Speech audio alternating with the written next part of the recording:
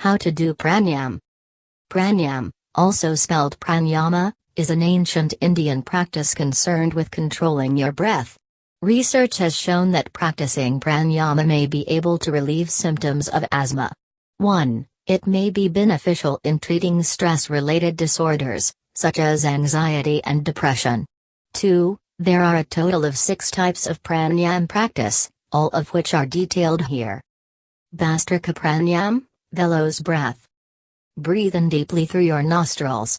First, feel the diaphragm move down, allowing the lungs to expand and forcing the abdomen out, then feel your chest expand with your collarbones rising last. Breath out quickly through your nostrils. Feel your collarbones dropping, chest deflating, and abdomen shrinking as the lungs collapse. This process of exhaling should be much faster than the process of inhaling, almost like a rapid deflation. Repeat the process. When correctly done, your chest will expand when you breathe in and deflate when you breathe out. Continue doing this for 5 minutes. With practice, speed up your breathing. Beginners should always start slowly to avoid hyperventilating, but eventually it will be possible to turn this into a rapid breathing technique. Kapalbhati pranayam, shining forehead breath. Inhale through your nostrils normally until your lungs are full. Keep your inhalation slow but unforced. First, feel the diaphragm move down, allowing the lungs to expand and forcing the abdomen out, then feel your chest expand with your collarbones rising last.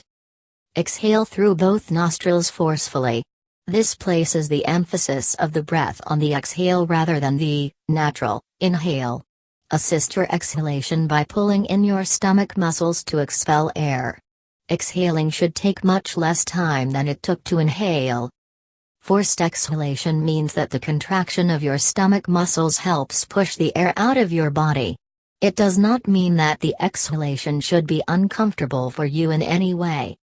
Repeat breaths for 15 minutes. You may take a minute's rest after every 5 minutes. Anulum vilum pranayam, alternate nostril breath. Close your eyes. Focus your attention on your breathing. Close the right nostril with the right thumb. Simply press the thumb against your nostril to block it. Inhale slowly through the left nostril. Fill your lungs with air. First, feel the diaphragm move down, allowing the lungs to expand and forcing the abdomen out, then feel your chest expand with your collarbones rising last. Remove your thumb from your right nostril. Keep your right hand by your nose and your lungs full of air. Use your ring and middle finger to close your left nostril. Most people find it easier to continue using the same hand to block either nostril, but you're welcome to switch hands depending on which nostril you're blocking. You can also switch if your arm gets tired. Exhale slowly and completely with the right nostril. Feel the collarbones dropping, chest deflating, and abdomen shrinking as the lungs collapse. When you've finished exhaling, keep your left nostril closed. Inhale through the right nostril. Fill your lungs. Close the right nostril and open the left. Breathe out slowly through the left nostril.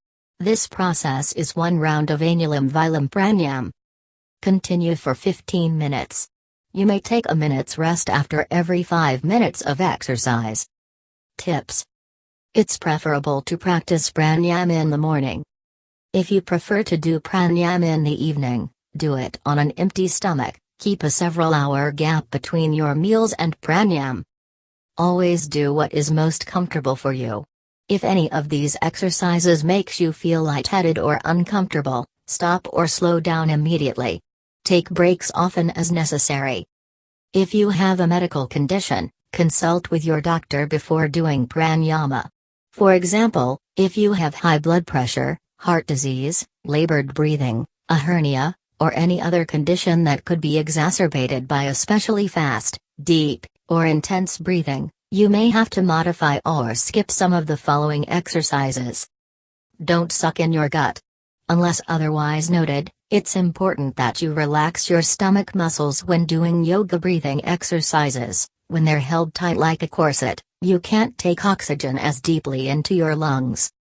Make sure your nose isn't stuffy. Nostril breathing is crucial in yoga, So if you have a head cold, you won't be able to complete these exercise. Sit comfortably with your spine erect.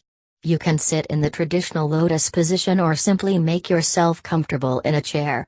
For additional tips, read How to Sit Like a Zen Master. Warnings. People with abdominal wounds, surgical operations, hernias, peritonitis, appendicitis, a prolapsed rectum or uterus, or a hiatus hernia, as well as women who have recently delivered, should completely avoid Kapalbhati Pranayam, aka shining forehead breath. Pregnant women and anyone with a fever should consult a doctor before doing pranayam. Children above 5 years should do Bhastrika Pranayam for only 2 minutes and Kapalbhati and Anulam Vilam Pranayam each for 5 minutes.